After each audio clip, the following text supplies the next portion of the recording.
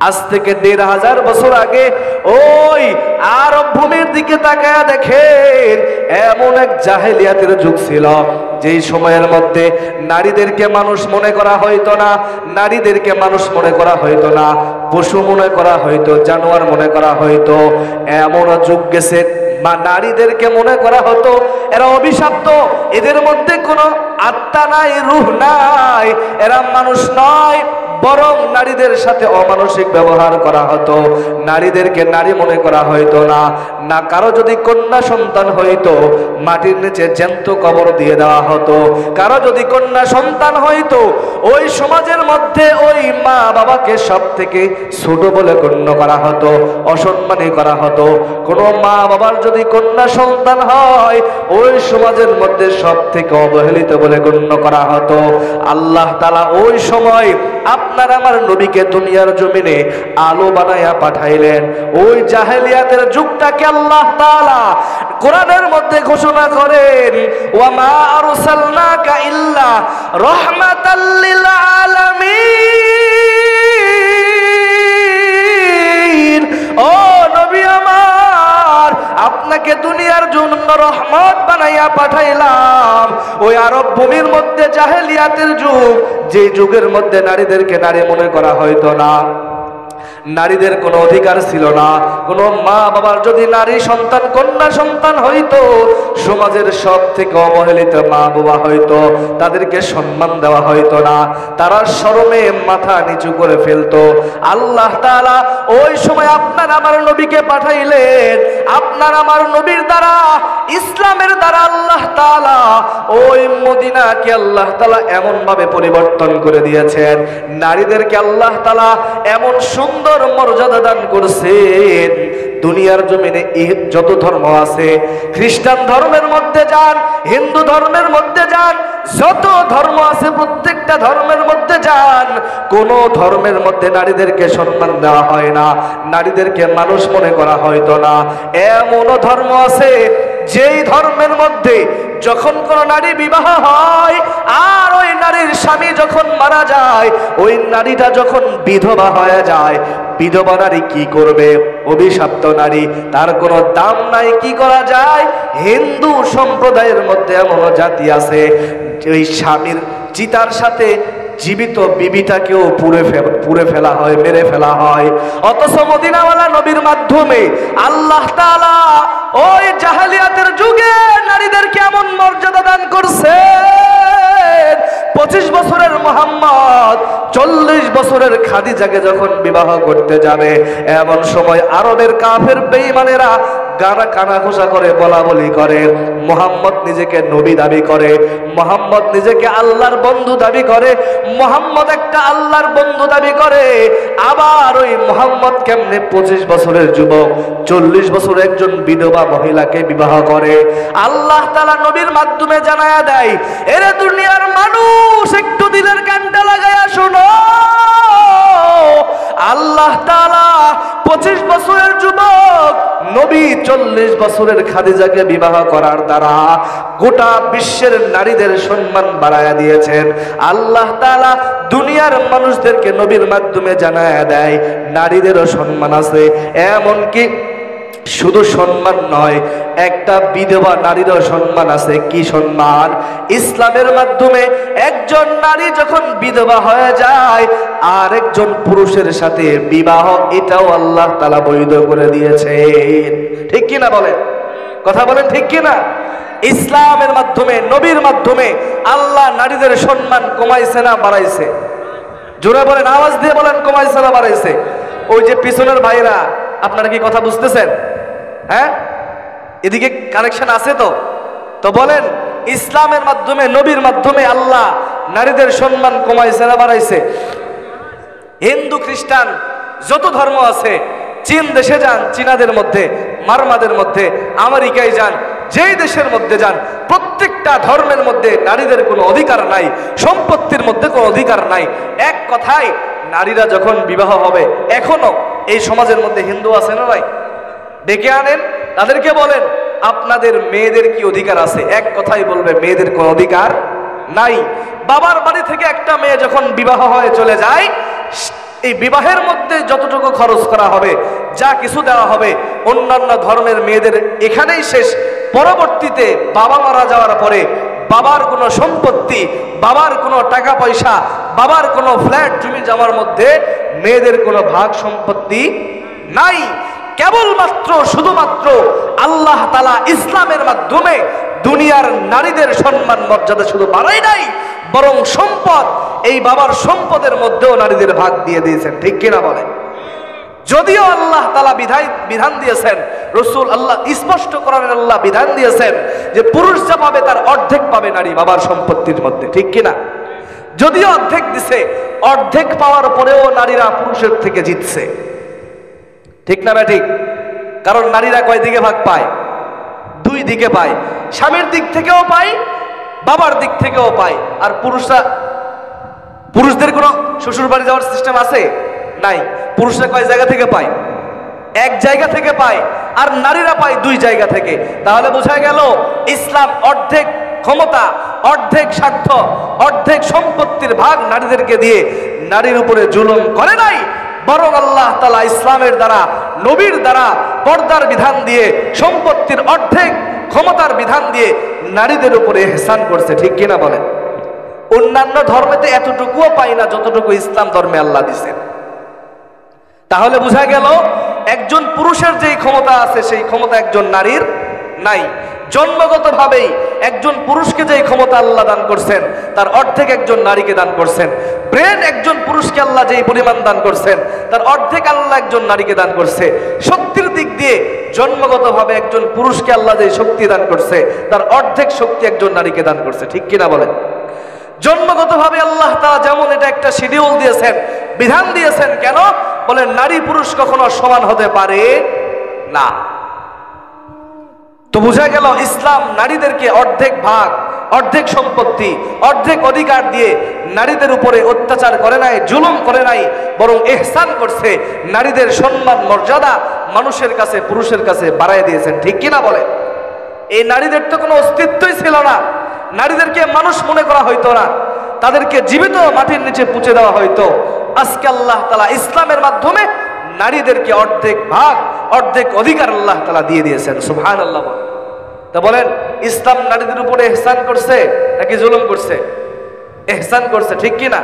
কিন্তু এই জামানায় আপনারা সোশ্যাল মিডিয়ায় দেখেছেন, কিছুদিন আগে বাংলাদেশে নারী সংস্কার করার নামে এমন কিছু আবদার বাংলাদেশের প্রধান উপদেষ্টা ডক্টর ইউনূসের কাছে দিয়ে দিয়েছেন, যেগুলা মানুষ হিসাবে, মুসলমান হিসাবে এগুলাকে মেনে নেওয়া তো দূরের কথা, মুসলমান মা বোনদের মুখে আনাও একটা বেয়াদবি ছাড়া কিছুই না। ঠিক কিনা বলে? কথা কি বুঝতেছেন? তারা কয়েকটা আবদার করছে ডক্টর ইউনূসের কাছে। তার মধ্যে সর্বপ্রথম যেটা করছে যে নারী পুরুষ সমান অধিকার করতে হবে, যেটা তসলিমা নাসরিন চাইছিল, বলছিল। যদিও বাংলার জমিন থেকে বোরকা পরে পালাইতে বাধ্য হয়েছে, যদিও বোরকার বিরুদ্ধে কথা বলছে, বোরকা পরেই পালাইতে বাধ্য হয়েছে। তসলিমা নাসরিন যদিও বাংলাদেশ থেকে পালাইছে, কিন্তু তার উত্তরসূরি এখনো দুনিয়ার জমিনে আছে না নাই? বাংলাদেশে আছে না নাই? বাংলাদেশের মধ্যে আছে।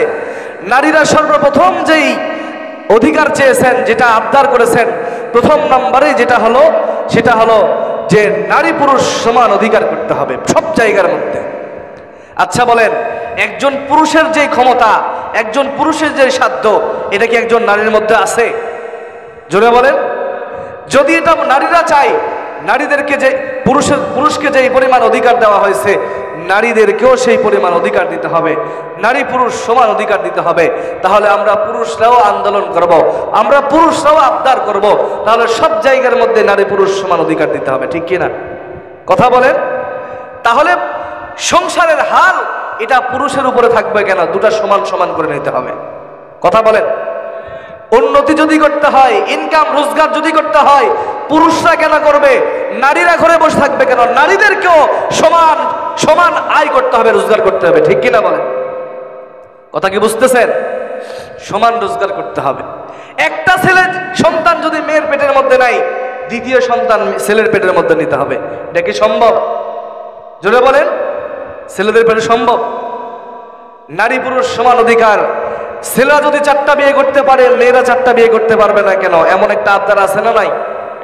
নারী পুরুষ সমান অধিকার মানে তার মধ্যে এটাও একটা আবদার, যদিও স্পষ্ট করে দেয় নাই, কিন্তু এই একটার মধ্যে সবগুলা সীমাবদ্ধ। ছেলেরা যদি 4টা বিয়ে করতে পারে, মেয়েরা কেন পারবে না? এখন আপনাদেরকে সামান্য একটা যুক্তি দিয়ে বোঝাই। একজন ছেলেও যদি 4টা বিয়ে করে, একজন মেয়েও যদি 4টা বিয়ে করে, তার পেট থেকে যে সন্তানটা আসবে, সন্তানের যে একটা পরিচয় দিবে কি, এটা আপনাদেরকে সামান্য যুক্তি দিয়ে বোঝাই। আপনারা কি বিরক্ত হচ্ছেন?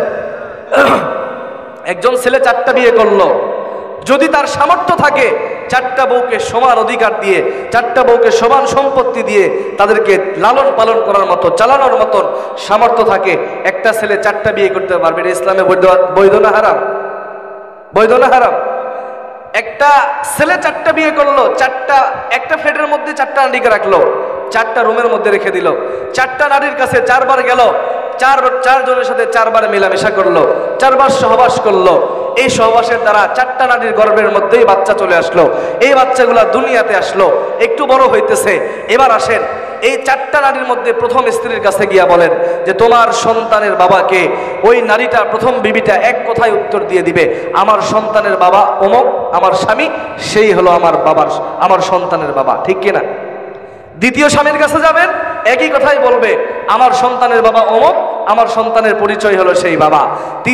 তৃতীয় বিবির কাছে যাবেন, একই কথা বলবে। চতুর্থ বিবির কাছে যাবেন, একই কথাই বলবে। ঠিক না ঠিক? জোরে বলেন। তাহলে একটা পুরুষ 4টা বিয়ে করছে, 4টা নারীর পেট থেকে কয়টা সন্তান হয়েছে? 4টা সন্তান হয়েছে। সন্তান কার পেট থেকে হয়? মেয়েদের না ছেলেদের? মেয়েদের পেট থেকে হয়। এবার আসেন, একটা মেয়েকে 4টা বিয়ে দিলেন, কথার কথা 4টা স্বামীকে 4 ঘরের মধ্যে রাখলেন। একটা মেয়ে 4টা স্বামীর সাথে কাছেই গেল, 4 জনের কাছে একবার করে সহবাস করলেন। এবার বলেন, সহবাস করার দ্বারা ছেলের পেটে বাচ্চা আসবে না মেয়ের পেটে আসবে? একই দিনে 4টা ছেলের সাথে মেলামেশা করছে, সহবাস করছে।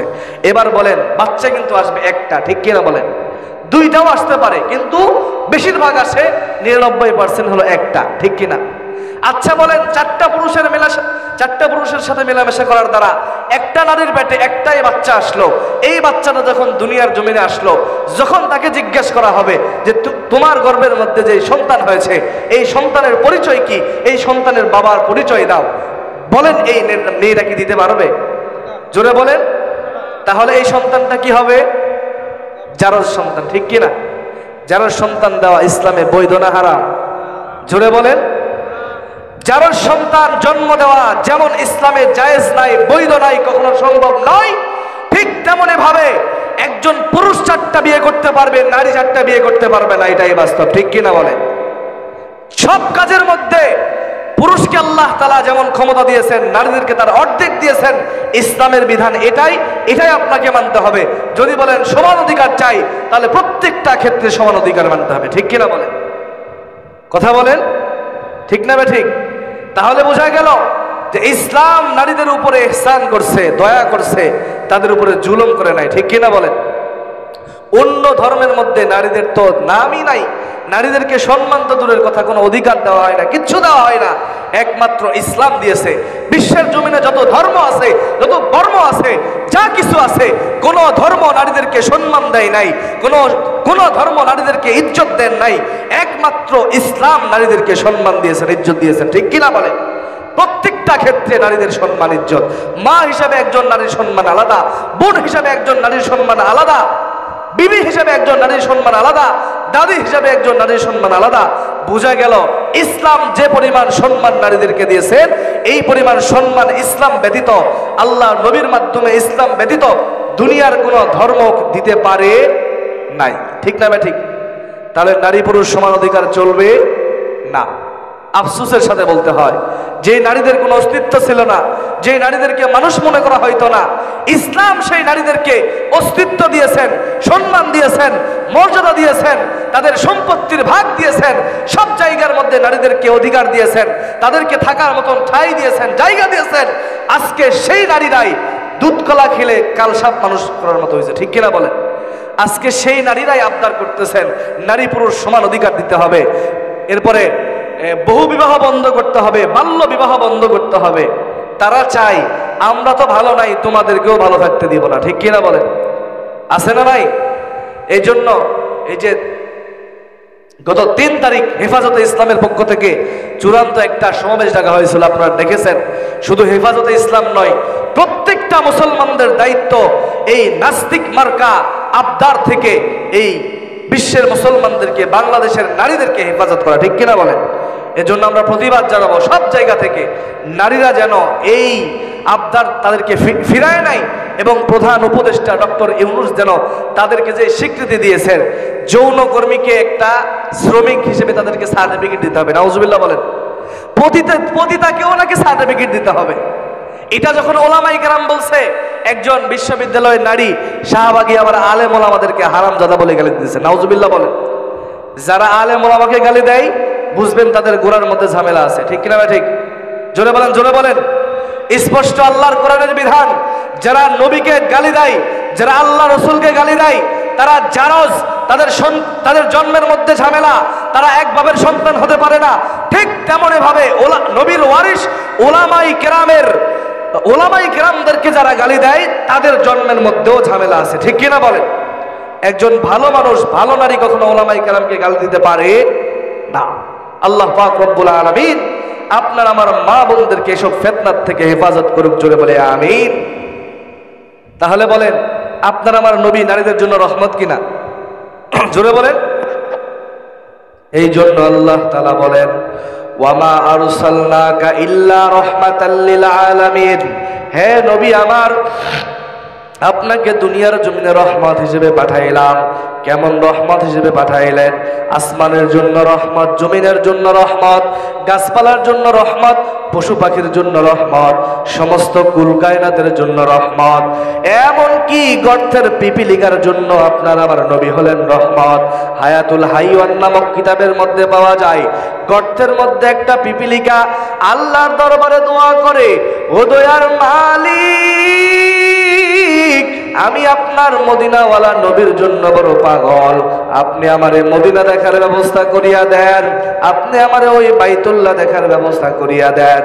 আল্লাহ তাআলা ডাক দিয়া বলেন, এরা আরবের কবুতর, জলদি করে যাও, অমুক এলাকার মধ্যে গর্তের মধ্যে একটা পিপিলিকা আমার নবীর জন্য বড় পাগল, আমার নবীর রওজা দেখার জন্য বড় পাগল।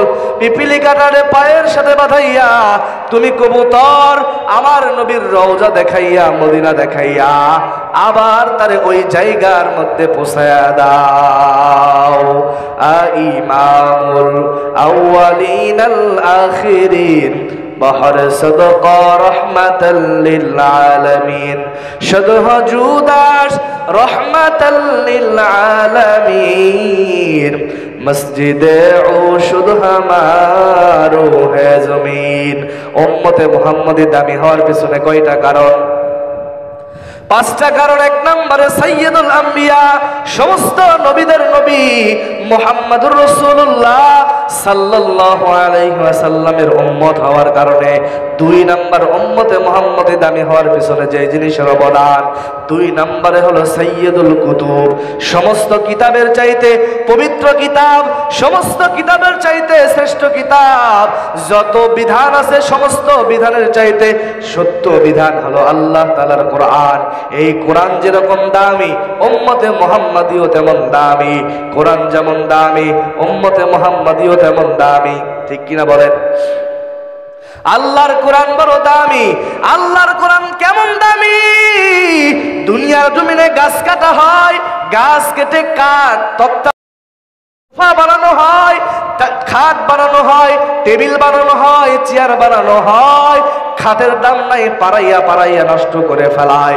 সোফার দাম নাই, সোফার উপরে পাড়াইয়া লাফালাফি করে করে সোফা ভেঙে ফেলায়। খাটের দাম নাই, সোফার দাম নাই, চেয়ারের দাম নাই, কোনো কিছুর দাম নাই। কিন্তু ওই কাঠ থেকে ছোট্ট একটা কাঠ কেটে যখন রেহাল বানানো হয়, এই রেহালের দাম আল্লাহর দরবারে এত পরিমাণ বেশি। এই কোরআনের সাথে সম্পর্ক রাখার কারণে সামান্য ছোট্ট একটা 100 টাকা দামের রেহাল যেই কাঠের বিন্দু পরিমাণ কোনো দাম নাই ফেলায়া দেয়, এই রেহালটাকে আল্লাহ এত পরিমাণ দামি বানায়া দেয়, সমাজের ছোট্ট একটা বাচ্চাও যদি দেখে অসম্মানী জায়গার মধ্যে যদি রেহাল পরে থাকে, ওই রেহালটাকে চুমু খেয়ে বুকের মধ্যে সম্মানী জায়গার মধ্যে রেখে দেয়। ঠিক কিনা বলেন? আল্লাহর কোরআন যেরকম দামি, কোরআনের সাথে যে সম্পর্ক রাখবে তাকেও দামি বানায় দিবে। দুনিয়ার জমিনে কাপড় বান্দা বাজারে কিনে, এই কাপড় দিয়া জামা বানায়, এই কাপড় পাছার নিচে দিয়া বসে, এই কাপড় পাপুষ বানায়, পা দিয়া পা মোছে। কিন্তু ছোট্ট একটা কাপড় যখন আল্লাহর কোরআনের সাথে সম্পর্ক রাখে, আল্লাহ তাআলা এই কোরআনের সাথে সম্পর্ক রাখার জন্য এই ছোট্ট কাপড়টারে এত পরিমাণ দামি বানাইয়া দেয়। কোরআনের সাথে গিলাফ, এটার এত পরিমাণ দাম। কোরআন যেমন দামি, কোরআনের সাথে যারা সহবতে থাকবে, কোরআনের স্পর্শে যারা থাকবে, আল্লাহ তাদেরকেও বড় দামি বানায়া দেয়। তার প্রমাণ হলো ছোট্ট একটা কাপড় দিয়ে যদি কোরআনের গিলাফ বানানো হয়, এই কোরআনের গিলাফের এত পরিমাণ দাম, এত পরিমাণ মর্যাদা, কোন ছোট বাচ্চা যদি পড়ে থাকতে দেখে, ওই ছোট গিলাফটাও বুকের সাথে লাগাইয়া চুমু খেয়ে খেয়ে সুন্দর সম্মানী জায়গার মধ্যে রেখে দেয়। ঠিক কিনা বলেন? জোরে বলেন। কোরআন যেমন দামি, এই কোরআনের সাথে যারা সম্পর্ক রাখবে তারাও দামি। আল্লাহ তাআলার নবী বলেন, খায়রুকুম মান তাআল্লামাল কুরআন ওয়া আল্লামা। দুনিয়ার জমিনে ওই বান্দা সব থেকে উত্তম, সব থেকে দামি, সব থেকে শ্রেষ্ঠ, যেই বান্দা আমি আল্লাহ আমার আল্লাহর কোরআন শিখে এবং আরেকজনকে শিক্ষা দেয়। ঠিক কিনা বলেন? যদিও দুনিয়ার মানুষের কাছে কোনো দাম নাই, যেই বান্দা কোরআন শিখে এবং শিখায় তার কোনো দাম নাই, কিন্তু আল্লাহর নবী বলেন আল্লাহ তাআলার দরবারে এই বান্দা সব থেকে বড় দামি। দুনিয়ার জমিনে যদিও মা বাবারা সন্তান চাকরি পাইলে খুশি হয়, লক্ষ লক্ষ টাকা ইনকাম করলে বড় খুশি হয়, কিন্তু আল্লাহর নবী বলেন, আল্লাহ তাআলার নবী বলেন ওই বান্দা সব থেকে বড় দামি যে আল্লাহর কোরআন শিখে আরেকজনকে শিক্ষা দেয়। ঠিক কিনা বলেন? ও নবীর উম্মতের দল, আপনাদের কাছে আমার প্রশ্ন, আল্লাহর কোরআন শিখলে বান্দার দাম বাড়ে না কমে? জোরে বলেন। দুনিয়ার মানুষ মনে করে আল্লাহর কোরআনের শিক্ষায় শিক্ষিত হইলে স্বাধীনতা বন্ধ হয়ে যায়, খাবার বন্ধ হয়, রিজিক বন্ধ হয়, কিন্তু না না, আল্লাহর কসম করে বলি রে ভাই, আমরা কোরআনের শিক্ষায় শিক্ষিত হওয়ার জন্য, আল্লাহর কোরআনের শিক্ষায় শিক্ষিত হওয়ার জন্য আমাদের স্বাধীনতাও বন্ধ হয় নাই, মজার মজার দামি খাবার খানাও বন্ধ হয় নাই, আমাদের সম্মান মর্যাদাও কমে নাই, বরং আলেম ওলামার সম্মান যে পরিমাণ দুনিয়ার জমিনে মানুষ দেয়, এই পরিমাণ সম্মান একজন চেয়ারম্যান সাহেবকেও দেয় না। ঠিক কিনা বলেন? একজন এমপিকেও দেয় না। আলেম ওলামা যেই পরিমাণ মজার মজার দামি খাবার খায়, এই পরিমাণ সম্মানী দামি খাবার একজন চেয়ারম্যান এমপিকেও খাওয়ানো হয় না। ঠিক কিনা বলেন? যদিও খায় 10 বার চেক করে খায়, বিরোধী দল খাবারের মধ্যে বিষ দিল নাকি, আর এই বিষ খায় নাকি আমার মরণ হয়ে যায়। ঠিক কিনা বলেন? আল্লাহর কোরআনের শিক্ষায় শিক্ষিত হওয়ার কারণে, আল্লাহর কোরআন শিখার কারণে কই আমাদের স্বাধীনতাও বন্ধ হয় নাই, খানা পিনাও বন্ধ হয় নাই, সম্মানও কমে নাই, কমে নাই, বরং আল্লাহ যেই পরিমাণ সম্মান দান করছে, এই সম্মান লক্ষ কোটি কোটি টাকার মালিককেও দেওয়া হয় না। ঠিক কিনা? যদিও সম্মান দেয় কতদিন? যতদিন সম্পদ আছে ততদিন। একজন নেতাকে সম্মান দেয় কতদিন?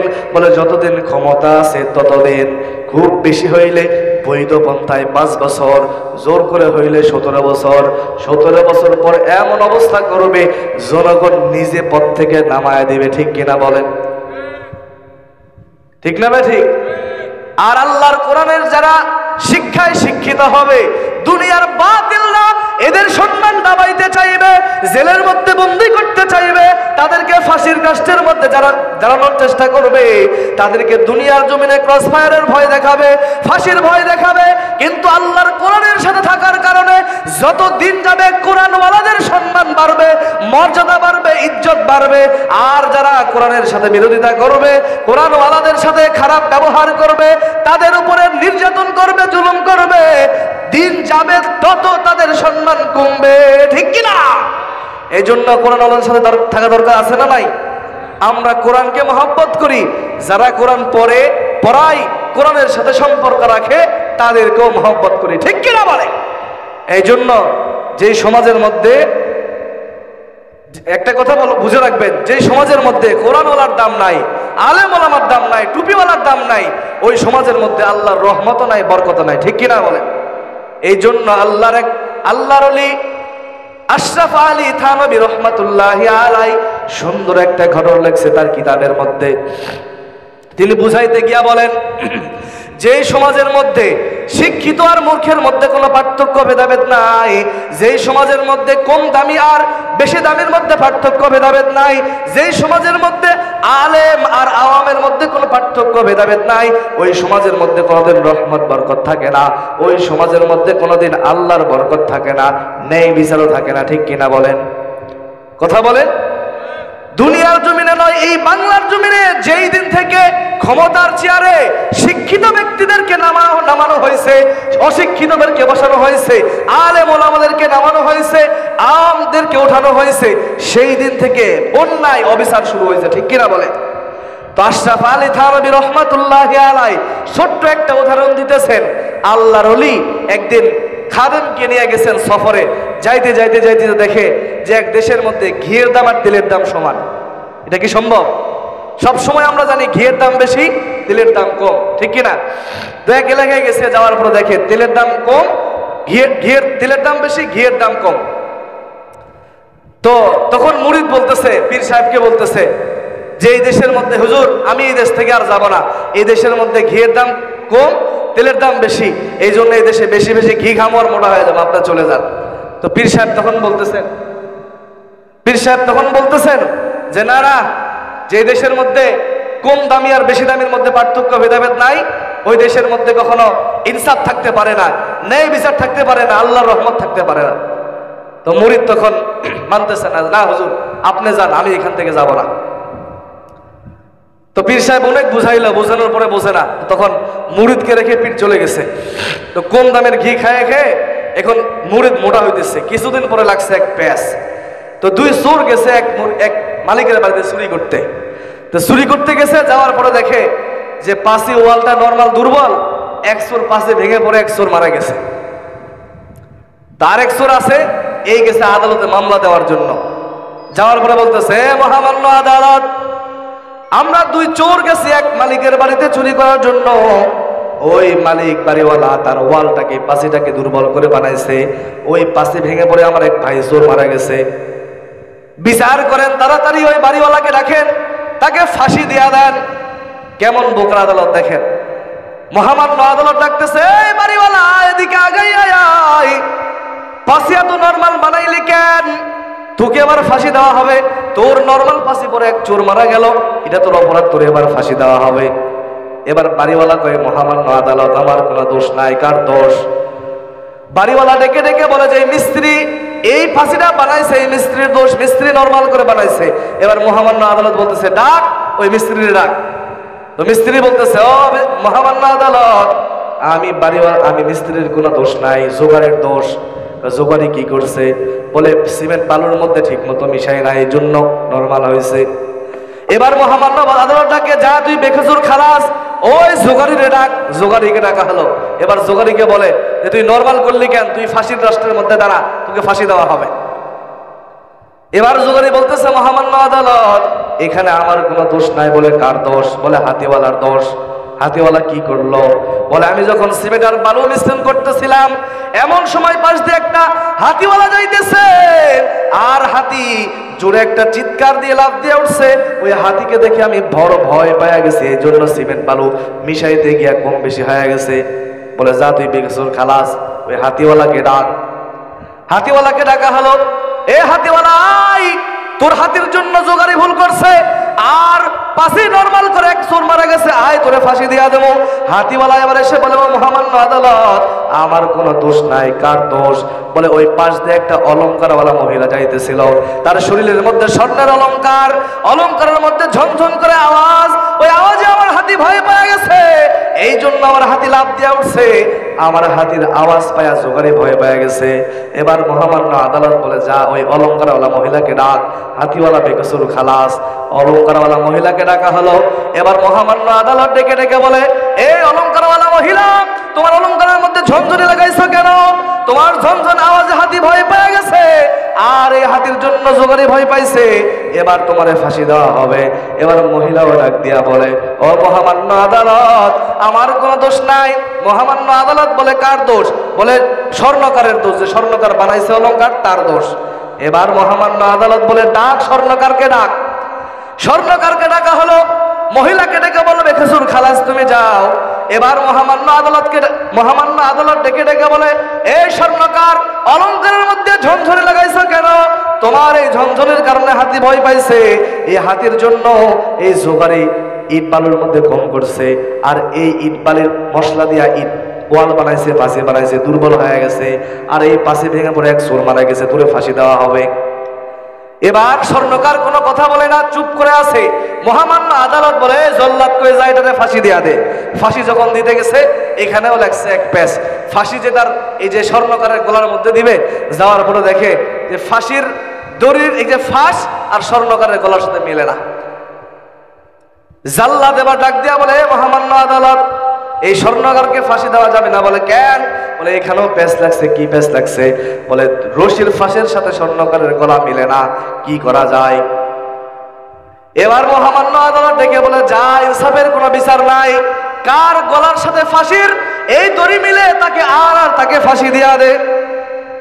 এবার খুঁজতে খুঁজতে খুঁজতে খুঁজতে যাওয়ার পরে দেখে ওই যে পীর সাহেবের মুরিদ, যে কম দামের ঘি খায় মোটা হয়ে যাবে, কম দামের ঘি খায় খায় খায় খায় গলা মোটা হয়ে গেছে, ঘাড় মোটা হয়ে গেছে। এবার জল্লাদ বলতেছে, মুরিদ চলো, তোমাকে ফাঁসি দেওয়া হবে। বলে আমার অপরাধ কি? বলে তোমার গলার সাথে ফাঁসির দড়ির মিল হয়েছে, এই জন্য তোমাকে ফাঁসি দেওয়া হবে। তো এবার মুরিদকে আনা হলো, ফাঁসি দেওয়া হবে। এবার শেষবারের মতো বলা হইতেছে, বলো তোমার কোনো শেষ ইচ্ছা আছে নাকি পূরণ করা হবে? তখন বলতেছে, হ্যাঁ একটা ইচ্ছা আছে। কি ইচ্ছা? বলে আমার ওই পীর সাহেবের সাথে দেখা করতে চাই, যে পীর সাহেব বলছিল যে সমাজের মধ্যে কম দামি আর বেশি দামের মধ্যে পার্থক্য, ভেদাভেদ নাই, ওই সমাজে ইনসাফ থাকতে পারে না, তুই এখান থেকে বিদায় হ। তো পীর সাহেবের সাথে দেখা করতে চাই। তো তখন পীর সাহেবকে ডাকা হলো। আসার পরে মুরিদ এখন বলতেছে, হুজুর বিপদে পড়ছি, আপনার কথা না শুনে আমাকে একটু বাঁচান। তো পীর সাহেব বলতেছে যে, না তোরে বাঁচাবো না, তুই আমার কথা শুনো নয় আগে। বলে হুজুর ভুল করেই ফেলছি, মাফ করে দেন, আপাতত এবারের জন্য বাঁচান। তখন বলতেছে, ঠিক আছে, তাহলে তোরা যখন ফাঁসির রাষ্ট্রের মধ্যে দাঁড় করানো হবে, তোকে যখন ফাঁসি দিতে যাবে, তখন তুই আমি একটা কথা বলবো, তুই একই কথাই বলবি। বলে কি কথা? বলে তোকে যখন ফাঁসি দিবে তখন আমি বলবো যে আমারে ফাঁসি দেন, ফাঁসিটা ওরে না দিয়ে আমারে দেন, আর তুই বলবি যে না আমারই দেন। এবার ফাঁসির রাষ্ট্রের মধ্যে দাঁড় করানো হলো, ফাঁসি দেওয়া হলো। তখন পীর বলতেছে যে না, আমার মুরিদরা ফাঁসি দিও না, আমারই ফাঁসি দাও। আর মুরিদ বলতেছে না, আমারই ফাঁসি দাও। তো জাল্লাদ অবাক হয়ে গেছে, কিরে টুপিওয়ালারা মরার জন্য পারাপারি করে কেন? মানুষ মরার জন্য ভয় পায়, আর স্বেচ্ছায় মরতে চায়, কারণটা কি? তো তখন এই মহামান্য আদালতকে খবর দেওয়া হলো যে মহামান্য আদালত, টুপিওয়ালারা প্যাচ লাগাইছে। কি প্যাচ? বলে নিজে স্বেচ্ছায় মরতে চায়। তো মহামান্য আদালত নিজে আসতে দেখার জন্য কি খবর, তা আসার পর দেখে যে নিজে স্বেচ্ছায় মরতে চায়। তো তখন বলতেছেন যে কি ব্যাপার, মরতে চাও কেন? তো তখন বলতেছেন যে আমি একটা বুদ্ধি খাটাইলাম যে এই ফাঁসি যে দিবে সে নাকি জান্নাতি হয়ে যাবে। তো তখন এই মহামান্য আদালত বলতেছে, ফাঁসিটা আমাকেই দেন, আমি মারা যাই। তো এই ঘটনা থেকে বুঝাইতেছে যে সমাজের মধ্যে শিক্ষিত আর মূর্খের পার্থক্য ভেদাভেদ নাই, আলেম আর সাধারণের মধ্যে পার্থক্য ভেদাভেদ নাই, ওই সমাজের মধ্যে কখনো ন্যায় বিচার, ন্যায় ইনসাফ থাকতে পারে না। যারা আসবে তারাই জাতিদের উপরে, শ্রোতাদের উপরে জুলুম করবে, ঠিক কিনা বলেন? এই জন্য আমাদের উচিত ওলামায়ে কেরাম, কোরআন পড়নেওয়ালা যারা কোরআন পড়বে তাদেরকে সম্মান করা, ইজ্জত করা, ঠিক কিনা বলেন? তো সম্মানিত উপস্থিতি, জানি না কতটুকু বুঝাইতে পারলাম। বড় ভাই বসে আছে অনেকক্ষণ থেকে, ব্যাধি বয়ে যেতেছে। আল্লাহ পাক রব্বুল আলামিন যতটুকু কথা শুনলাম, এই কথার উপরে আপনাকে আমাকে আমল করার তৌফিক দান করুক। সকলে বলে আমিন। ওয়া মা আলাইনা ইল্লাল বালাগ। আসসালামু আলাইকুম ওয়া রাহমাতুল্লাহি ওয়া বারাকাতুহু।